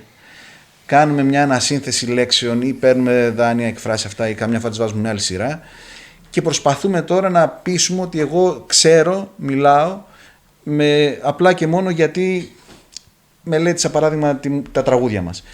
Ή και στην πράξη, βέβαια αυτό φαίνεται, ξέρεις, δεν μπορείς να το καταλάβεις. Δηλαδή πλέον και ο πλέον αδαής πείθεται εύκολα, ρε παιδί μου, στο ποντιακό, στο κομμάτι του στίχου. Πείθεις μάλλον και τον πλέον αδαή, συγγνώμη. Αλλά γιατί το λέω? Γιατί πρέπει να ξέρεις τις καταβολές, πρέπει να ξέρεις δηλαδή αν ο Χάρης στην πράξη, ρε παιδί μου, αυτό που έγραψε, το έγραψε γιατί το έκανε από άποψη. Έγραψε δηλαδή, πώς λες, μια έκφραση καινούρια νεοποντιακή, πήρε μια από άποψη, ή το έγραψε γιατί το θεώρησε σωστό και ποντιακό? Γιατί συνήθως έχουμε αυτές τις περιπτώσεις. Ο άλλος δηλαδή νομίζει ότι μα ποντιακό είναι. Γιατί το είπε τάδε. Ναι, όχι, και που το είπε τάδε πάλι ποντιακό δεν ήταν, φίλε. Ναι. Καταλάβεις. Αυτό θέλω να πω. Και στην πράξη είναι αυτό που λέω καμιά φορά. Ότι δηλαδή οι παλιοί, δηλαδή πρώτης γενιάς άνθρωποι, δεύτερης γενιάς που μιλούσαν, αυτοί νομίζει δεν κάνανε τέτοιους νεολογισμούς. 3 την ώρα. Η γιαγιά μου 3 την ώρα. Να πάρει ένα ρήμα, ας πούμε, της νεοελληνικής, να βάλει μια κατάληξη ποντιακή και να το ποντιακοποιήσει. 3 την ώρα. Αλλά τι δεν μπορείς να του προσάψεις αυτού του άνθρωπου? Ότι αν του πεις ρε γιαγιά, παράδειγμα, γιατί το είπες έτσι? Σου πει είναι πολύ. Έτσι θα έπρεπε να λες και τι ξέρω, να το πω κάπως αλλιώς, να το πω ποντιακά. Ξέρει, έχει το εκφραστικό μέσο, το εργαλείο να το εκφράσει και αλλιώς. Το κάνει κατ' επιλογή και το αλλάζει. Αν, ας πούμε, όλοι ήμασταν, παράδειγμα, γνώστες ή ήμασταν και δημιουργούσαμε στο φυσικό μας χώρο στον πόντο, πίστεψέ με, πολλά θα είχαμε κάνει, πολλές αλλαγές θα είχαμε κάνει, πολλές δάνειες λέξεις ακόμη, χωρίς φόβο και πάθος, χωρίς να αλληλοκατηγορούμε τώρα είσαι νεοποντιακός, δεν είσαι νεοποντιακός. Αυτό. Κάνεις πέραν όλων των άλλων και ασχολείσαι μάλλον με την οργάνωση παραγωγής. Ναι. Οπότε θες να μας πεις και 2 λόγια τι κάνεις δηλαδή ακριβώς? Με τι ασχολείσαι στην οργάνωση παραγωγής? Τι κομμάτι του εαυτού σου βγάζει αυτός ο τομέας? Θα ρωτούσα εγώ. Κατά κύριο λόγο το οργανωτικό κομμάτι. Δηλαδή, εντάξει, πρώτη φορά ξεκίνησα το 2016. Δεν είχα καμιά ιδέα ούτε με τη μουσική, ούτε με στούντιο. Ντρεπόμουν να πάρω, ας πούμε, και το στούντιο ακόμα, να ρωτήσω για να κλείσουμε το στούντιο στην αρχή. Αλλά ήταν μια ιδέα μου τότε, το Αγγείου Μνήμες που το γνωρίζεις εσύ, και θέλαμε να το κάνουμε, το CD. Και στην ουσία λίγο απ' όλα. Δηλαδή να οργανώσεις την ομάδα, να οργανώσεις τις ώρες του στούντιο, να οργανώσεις ακόμα και ενορχιστρωτικά, δηλαδή μπορεί να πει, εντάξει, σε κάποιες περιπτώσεις εμείς βέβαια τι ενορχίστρωση, πολύ απλά πραγματάκια βασικά, αλλά ακόμα και σε αυτό, σε κάποιες περιπτώσεις να πεις την άποψή σου, να τη συζητήσεις, να το κλείσεις. Εξώφυλλα το άλμπουμ, με το γραφίστα, να κάθεις εκεί πέρα να δουλεύεις. Συντέριασμα στίχων, διαλογή καταρχάς στίχων, συντέριασμα στίχων με τις ανάλογες μουσικές, ποιο κολλάει πιο καλά πού, ακόμα και από πλευράς τονισμών και όλα αυτά. Ναι, εκεί. Διορθωσούλες στο στίχο, ναι, διορθωσούλες στο στίχο. Τα πάντα όλα από λίγο, να το πω έτσι. Οργάνωση βασικά. Σε ποιες δισκογραφικές δουλειές βρίσκεται από πίσω ο Κώστας Καρακασίδης, εκτός από το Αγγείου Μνήμες που ήδη μας το είπες? Εντάξει, βρίσκεται στο Αγγείου Μνήμες, βρίσκεται στο Αλέξη το Ήψομαν, στο Μπάμπη του Ουρανού τα Μερτιβένια, τώρα σε άλλες μεμονωμένες άλλες πολλές, δηλαδή συγκλάκια που θα τα λέγαμε στο YouTube. Ναι. Και από εκεί πέρα, εντάξει, και τώρα είμαστε στα σκαριά, πάλι κάτι δουλεύουμε, πάλι με τον Αλέξη. Και υπάρχουν συζητήσεις γενικά. Είναι μια άλλη εκδοχή του εαυτού μου, τέλος πάντων, αυτή που με γεμίζει, ας πούμε, περισσότερο θα πω, γιατί κρατάει ακόμα το μουσικό, το κομμάτι το δικό μου ενεργό. Ωραία, θα μου επιτρέψεις να το πω, επειδή θα ήθελα κιόλας να το πω δημόσια, να το γνωρίσει και ο κόσμος. Όχι ο Κώστας το γνωρίζει. Ο Κώστας ήταν και ένας από τους ανθρώπους που στο νέο άλμπουμ που κάναμε με το Γιώργο, τον Παπαδόπουλο, μας βοήθησε και είχε αναλάβει κατά κάποιο τρόπο όλη την επιμέλεια και των στιχουργών, της ομάδας δηλαδή που θα φτιαχτεί, αλλά και των στίχων κατά κάποιο τρόπο. Απλά δεν τα μνημονεύω γιατί είπες για παραγωγή συνολικά, οπότε το εννοώ σαν ότι αναλαμβάνω εγώ. Θα έρθω σε συγκεκριμένη ερώτηση. Ναι. Έχεις ακούσει στο χώρο, ας πούμε, ότι πας να φτιάξεις τη δική σου κλίκα εντός εισαγωγικών με την, πάνω στον ποντιακό στίχο? Να το έχω ακούσει. Και να το έχεις ακούσει και πώς διαχειρίζεσαι εσύ τέτοιου είδους σχόλια?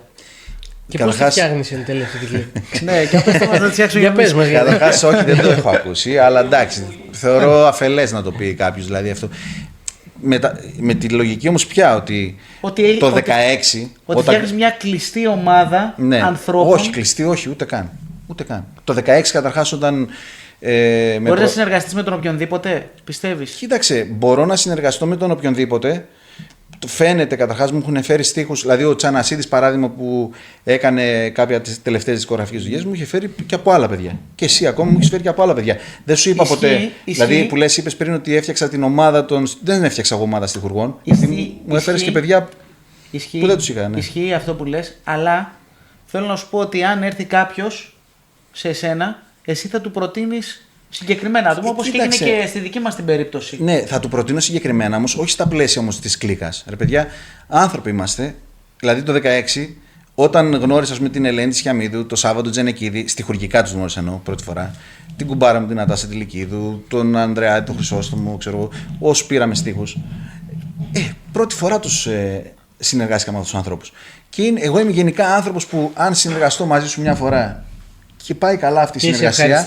Ναι, μου αρέσει, δηλαδή και στο στούντιο, άμα με ρωτήσει πού θα πάμε να γράψουμε, με ρωτήσει ο κουμπάρος του, ο Μπάμπης ο Ακημίδης, πού θα πάμε να γράψουμε, του πω πάμε εκεί, στο μπακάλι. Γιατί όσες φορές έχω πάει, εγώ έχω μείνει ευχαριστημένος σαν Κώστας. Ναι. Και είμαι λίγο αυτή τη λογική. Δηλαδή, μου αρέσει να τιμάω τη φιλία που έχω φτιάξει και την εδραιωμένη σχέση και συνεργασία. Αυτό όμως δεν μπορεί να πεις ότι είναι από λόγους, πώς το πω, κλίκας. Ναι. Έχω τις επιλογές μου σαν άνθρωπος. Αλλά στα πλαίσια που μου έχεις φέρει, παράδειγμα, γιατί είπες πριν και έπρεπε να το διορθώσεις. Δεν έχω φτιάξει εγώ, παράδειγμα, την ομάδα στιχουργών στο σπίτι σου. Ναι, έχεις δίκιο. Μου έφερες και από άλλα παιδιά και δεν σου είπα γιατί έφερε ο τάδε, βγάλ τον έξω. Ίσα-ίσα που υπάρχουν και άνθρωποι που γράφουν στο σήμερα εξαιρετικό στίχο και δεν έχω τύχει ποτέ, παράδειγμα, να πω ότι τους πήγα μια δουλειά. Επί παραδείγματι, Θανάσης Στυλίδης. Εξαιρετικό στιχουργός στο σήμερα. Από τους καλύτερους που υπάρχουν. Αν όχι ο καλύτερος. Και γεννάει και συνεχόμενα. Δεν έχει τύχει όμως, παρότι μια φορά προσπάθησα κιόλας, δεν έχει τύχει ο άνθρωπος παράδειγμα να δώσει. Υπάρχουν και πολλά νέα παιδιά που έχουν δώσει. Και ακόμα και σήμερα δηλαδή που δημιουργούν. Είπε ο Χάρης λίγο πριν για το ότι είναι πιο σημαντικό ο στίχος ή η μουσική. Και ξέχασα να το ρωτήσω πριν. Πιστεύεις ότι αν δίνουμε περισσότερο έμφαση στο στίχο, υπάρχει ο κίνδυνος να γίνει πιο έντεχνη η μουσική μας? Δηλαδή αυτό που βλέπουμε σε αυτό που θεωρούμε στην κοινή συνείδηση σήμερα, έντεχνη μουσική. Ναι, κατάλαβα. Που είναι σαν μια, σε πολλές περιπτώσεις σαν μια εμελής απαγγελία. Κοίταξε, υπάρχει έντεχνη και έντεχνη, έτσι. Υπάρχει Άλεξ Αλκαίος, υπάρχει και, ξέρω εγώ, άλλοι άνθρωποι που έχουν γράψει λίγο πιο ευκολονόητα, να σου το πω έτσι. Δηλαδή ο Άλεξ Αλκαίος, άμα έβλεπες γραφόμενά του, έλεγες πώς το έγραψε αυτά που έγραψε. Υπάρχει η Λίνα Νικολακοπούλου που λες τι έχει κάνει εδώ πέρα η γυναίκα, τι αλληγορίες, τι έχει γράψει. Εμείς το χρειαζόμαστε, η αλήθεια είναι το έντεχνο. Το χρειαζόμαστε από την πλευρά όμως πια της αναβάθμισης, της ποιοτικής αναβάθμισης του στίχου. Γιατί άμα το καλοσκεφτείς, οι ρήμες μας, το στυλ που έχουμε δομημένο, ας πούμε, το στίχο στο σήμερα, 15 σύλλαβες, μαντινάδες δηλαδή όλα αυτά, πρακτικά άμα τα μεταφράζεις στα νεοελληνικά από ένα σημείο και μετά, λίγο πολύ εναλλάσσονται τα ίδια πράγματα με άλλη σειρά. Θέλεις και κάτι να πεις, ρε παιδί μου, καμιά φορά να πεις ότι θα πω και κάτι διαφορετικό. Ναι. Και πίστεψέ με, σου λέω ξανά, είμαι από τους ανθρώπους που το έχω προσπαθήσει και έχω φάει και τα μούτρα μου. Δηλαδή έχω δώσει στίχο που, παράδειγμα, μιλούσα για μεταναστευτικό, δεν βγήκε ποτέ παρότι ηχογραφήθηκε. Έχω δώσει στίχο που μιλούσα, ας πούμε, για προβληματικές του σήμερα, ξέρω εγώ, ας είναι ο κορονοϊός, ας είναι τα fake news, δεν βγήκε για εκείνο ποτέ. Δηλαδή θέλω να πω ότι δεν βλέπεις ότι γενικά η ροπή είναι πάντα προς τα πιο απλοϊκά συστήματα. Αυτό το θεωρώ και λίγο μια νομοτέλεια της φύσης. Μου έχεις πει μια ιστορία, συγγνώμη που σε διακόπτω, ναι, αλλά βεβαίως. Θα το ξεχάσω. Μου έχεις πει μια ιστορία ότι έχεις γράψει ένα τραγούδι για προσφυγικό. Για το μεταναστευτικό, ναι. Αυτό που λέω τότε που ας πούμε βλέπαμε τις καραβιές των ξένων και βουλιάζανε στο Αιγαίο, ας πούμε, και πεθαίνανε. Ξέρω ότι θα σ' αρέσει γι' και αυτό. Και είχα γράψει, ας πούμε, ένα τραγούδι τότε πάνω σε ένα άκρος παραδοσιακό διπάτ και είχα γράψει, εγώ έλεγα, ας πούμε, γιατί η θάλασσα, ας πούμε, ξερνάει αίμα, κάπως έτσι. Και έλεγα διάφορα εκεί πέρα πάνω, ας πούμε, ξέρω. Και το πιανα από αυτή τη σκοπιά την ανθρωπιστική. Δεν έπεισε.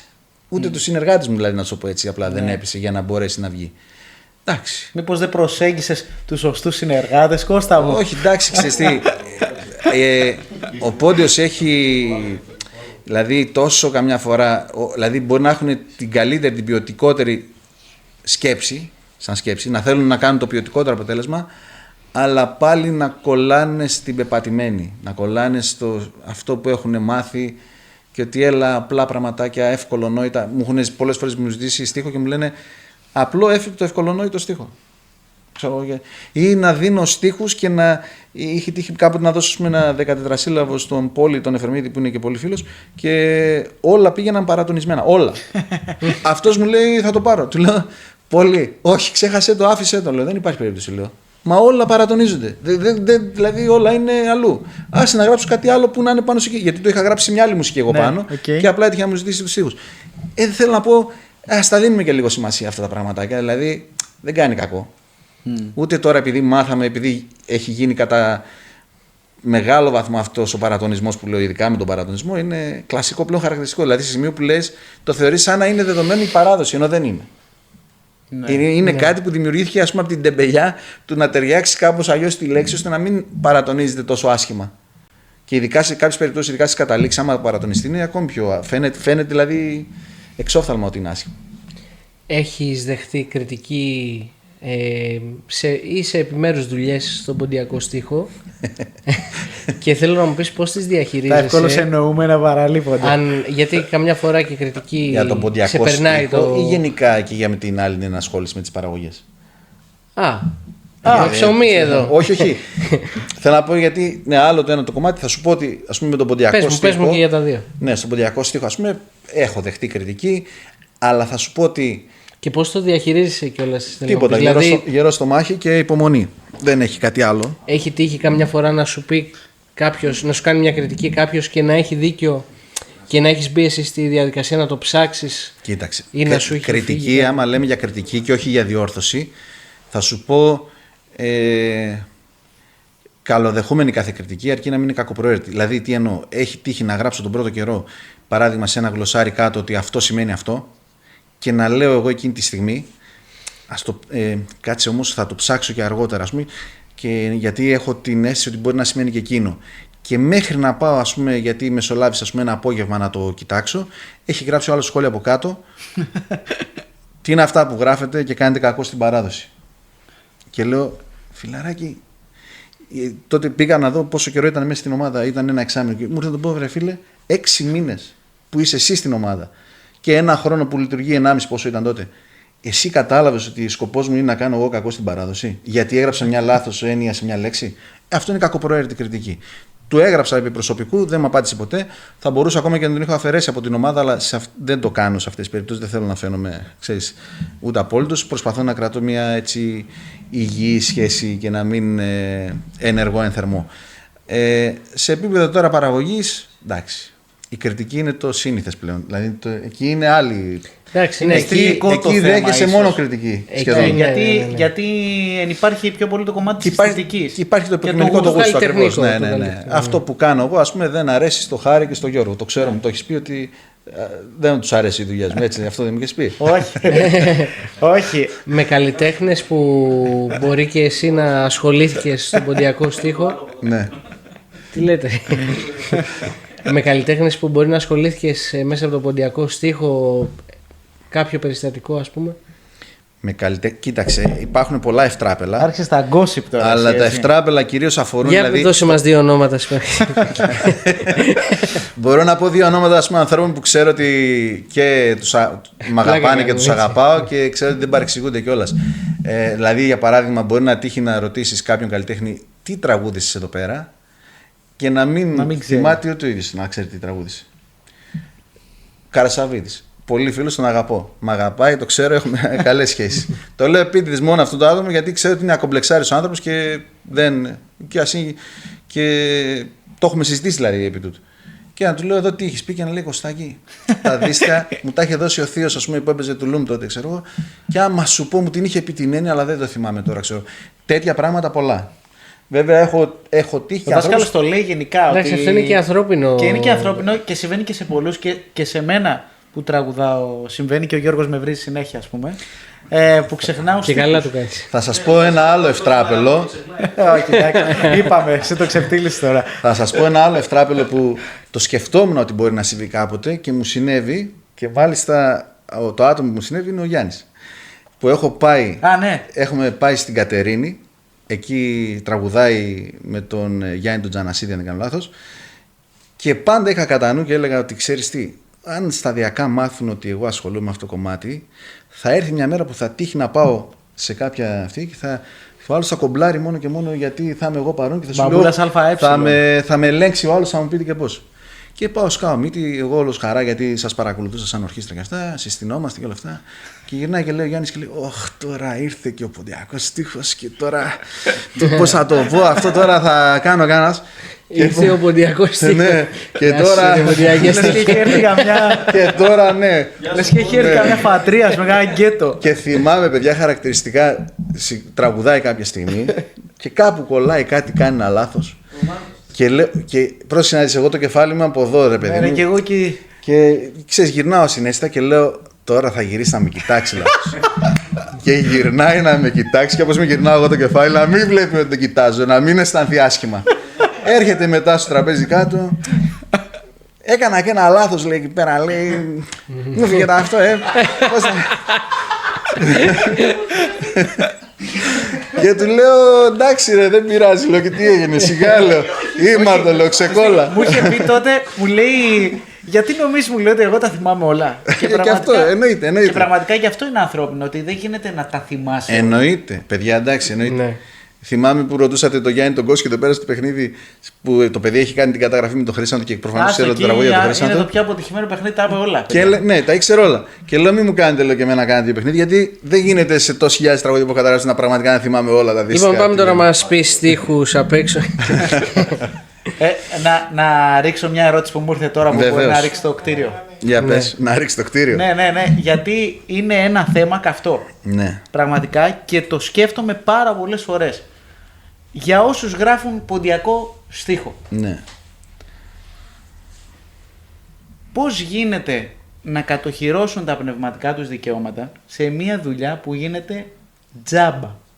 Δηλαδή οι περισσότεροι δεν πληρώνονται. Πώς μπορεί να ελέγξεις εσύ τώρα, δίνεις ένα κομμάτι σε μένα. Πώς μπορείς εσύ να ελέγξεις κάτι που είναι κτήμα σου, κάτι που έχεις πνευματικά δικαιώματα, στο πώς θα το διαχειριστώ εγώ, να διασφαλιστεί μεταξύ μας σχέση. Ένα αυτό, και δεύτερο, αν είναι σωστό που δεν πληρώνεται ένας στιχουργός. Καταρχάς, αν μιλάς απλά και μόνο για την κατοχήρωση των πνευματικών δικαιωμάτων, θα σου πω το εύκολο είναι πάρε και στείλ τα στην ΕΙΕΡ, ποια είναι τώρα. ΕΔΕΜ. Παλιά. Το μεταβατικό ήταν η ΕΙΕΡ. Στείλ τα εκεί πέρα όπως η νόμιμη οδός. Και εγώ είχα παλιά συμπληθεί με την ΑΕΠ που είχα γράψει ένα τραγούδι στην ελληνική. Και το στέλνεις, εσύ τους ενημερώνεις τι και πώς. Αν τώρα μου το λες στα πλαίσια του ότι να εδραιώσει την καλή σχέση γιατί μπορεί ο τραγουδιστής να το πάρει και να το πειράξει, αυτό είναι άλλο κομμάτι. Και αυτά έχουν συμβεί. Αλλά δεν νομίζω ότι λες αυτό. Δεν είναι κάποιο σε ένα κομμάτι, ναι. Ας πούμε. Έχει συμβεί και με αρκετούς φίλους που γράφουν στίχο. Δεν είναι κάποιο σε ένα κομμάτι και στην τελική ο τραγουδιστής μπορεί να μην το βγάλει ποτέ, να το βγάλει μετά από 5 χρόνια. Αυτό είναι... Να το δώσει αλλού. Έχει συμβεί και αυτό. Ξέρεις τι, έχουν συμβεί πολλά. Αλλά αυτό είναι και λίγο θέμα. Να το διπλοδώσει δηλαδή σε άλλον. Εγώ έχει τύχει να δώσω, ας πούμε, κομμάτι στίχο δικό μου και να περιμένω 5 με 6 χρόνια. Και να μην βγαίνει. Στο τέλος βγήκε, αλλά πώς βγήκε. Είπα κάποια στιγμή ότι ξέρεις τι, παρότι ενδιάμεσα ρωτούσα, έχεις σκοπό να το κάνεις? Ναι, έχω σκοπό να το κάνω. Οκ. Ξέρεις, παναπαυόμουν πάλι. Περνούσαν τα χρόνια. Κάποια στιγμή μου ζητάνε ένα κομμάτι άλλο, ξέρω εγώ, που τέριαζαν τα μέτρα. Λέω, οκ, εδώ τελεία. Σε ενημερώνω ότι αυτοδικαίως το παίρνω πίσω και θα το δώσω αλλού. Και τέλος. Έχει τύχει βέβαια να γίνουν και άλλα ευτράπελα. Δηλαδή τα έχω ζήσει κιόλας. Δηλαδή να δώσει κάποιος ένα κομμάτι να περιμένει 5 χρόνια να μην βγαίνει, να βγαίνει στο έκτο, ο άλλος ο στιχουργός να έχει νομίσει ότι πλέον δεν θα βγει και να το έχει δώσει και σ' άλλον. Και να έχουν ηχογραφηθεί 2 τραγούδια με τον ίδιο στίχο. Και ευτυχώς το προλάβαμε και ξαναγράψαμε άλλο στίχο στο δεύτερο κομμάτι. Εντάξει, και αυτό είναι στο πλαίσιο μια συνεργασία. Οπότε μια συνεργασία δεν πάει πάντα καλά. Και λίγο και πώς διαχειρίζεσαι και εσύ αυτό που είναι κτήμα σου. Δηλαδή, άμα τα αφήσεις και εσύ λίγο στην τύχη και δεν σε νοιάζει, προφανώς πολλά μπορούν να συμβούν. Αν όμως έχεις και λίγο την έννοια ότι, OK, το έδωσα εκεί, τσεκάρω, ρε Χάρη, θα το βγάλεις. OK, ναι, να το έχουμε υπόψη. Δηλαδή, έστω αυτό, να κάνεις ένα τσεκ, ένα έλεγχο. Αν δεν είναι να το βγάλεις, πάρ' το πίσω, δώσ' το αλλού. Πρέπει να πληρώνεται ένας στιχουργός. Κοίταξε, ναι, αλλά στα ποντιακά, σε αυτά τα κομμάτια. Δηλαδή, ακόμα και αν κατοχυρώσει ο άλλος τα πνευματικά του δικαιώματα. Εδώ θα σου πω το εξής. Έδωσα νεοελληνικό στίχο που τότε για να τα δηλώσεις έλεγες και πού παίχτηκε και πώς παίχτηκε. Το οποίο βγήκε με CD σε εφημερίδας που υποτίθεται κάποιες πωλήσεις θα τις είχε εφημερίδα. Ωραία, δεν μπορεί να μην τις είχε. Πολλές πωλήσεις για αν θα ήταν, ας πούμε, ένα απλό συμβατικό ποντιακό CD. Παίχτηκε σε Μέγαρο Μουσικής Αθηνών, Θεσσαλονίκης, ξέρω εγώ. Τραγούδισε ο Καρασαβίδης κλπ. Φαντάζομαι το ξέρεις ποιο λέω. Τέλος πάντων, και να μην πω τι πήρα. Το νεοελληνικό. Δηλαδή είναι ντροπή να πω και ότι είναι 0,0 το ποσό που βγήκε για να πιστωθεί κάποια στιγμή. Οπότε λες, κατοχύρωσε το, αλλά τι να πληρωθείς. Εκτός κι αν, τι να πω, είσαι τέτοιας πλέον επιφάνειας και αναγνωρισιμότητας, όπως κάνανε κάποιοι παλιοί, που για να δώσουν στίχο σου ζητούσαν εφάπαξ ένα ποσό. Και ίσως είναι και το μόνο ποσό που να έχει και μια αξία, ας πούμε, πραγματικά να πεις ότι αξίζει, γιατί αλλιώς οτιδήποτε άλλο να προσβλέψεις από νόμιμη οδό, δεν θα πάρεις τίποτα στα ποντιακά. Λοιπόν, πάμε στο παιχνίδι. Ήρθε η ώρα. Έχεις δει τις εκπομπές, οπότε ξέρεις τι σε περιμένει. Το σημερινό παιχνίδι είναι προσαρμοσμένο σε σένα επειδή είσαι και της παραγωγής. Οπότε θα σε ρωτήσουμε τι παραγωγές θα έκανες στον καθένα από αυτούς που θα σου πούμε. Ναι. Τώρα, έτσι. Ναι. Και να πούμε ότι δεν είναι μόνο εν ζωή. Ωραία. Όταν λέμε τι παραγωγές. Δηλαδή... Τι παραγωγές το οτιδήποτε. Μπορεί να ήταν μια παράσταση, μπορεί να ήταν μια συναυλία, μπορεί να ήταν ένα σεμινάριο, μπορεί να ήταν. Απορριπαντικό. Ναι, και άσχετα πράγματα. Απορριπαντικό διαφήμιση. Ένα άλμπουμ. Λοιπόν.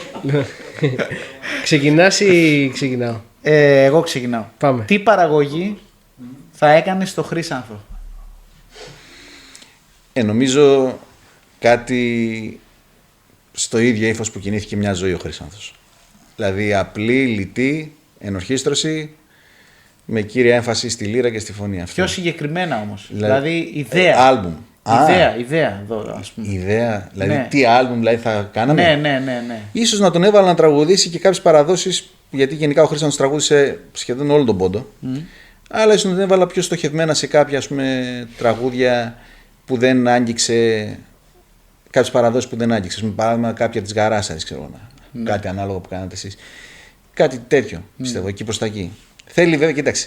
Καλά το λέμε, παιχνίδι είναι βέβαια, αλλά σκέψου ότι άμα πεις πραγματικά να το δώσεις μια σκέψη όλο αυτό το πράγμα. Εντάξει, παιδιά, πρέπει να κάθεσαι καμιά φορά και μέρες να το σκεφτείς, έτσι. Ναι, δεν είναι και κάτι εύκολο. Τώρα, εντάξει. ό,τι σου έρχεται τώρα. Αυτό μου ήρθε πρώτα αυτό. Τι παραγωγή θα έκανες στο Θόδωρο τον Παυλίδη? Στο Θόδωρο τον Παυλίδη.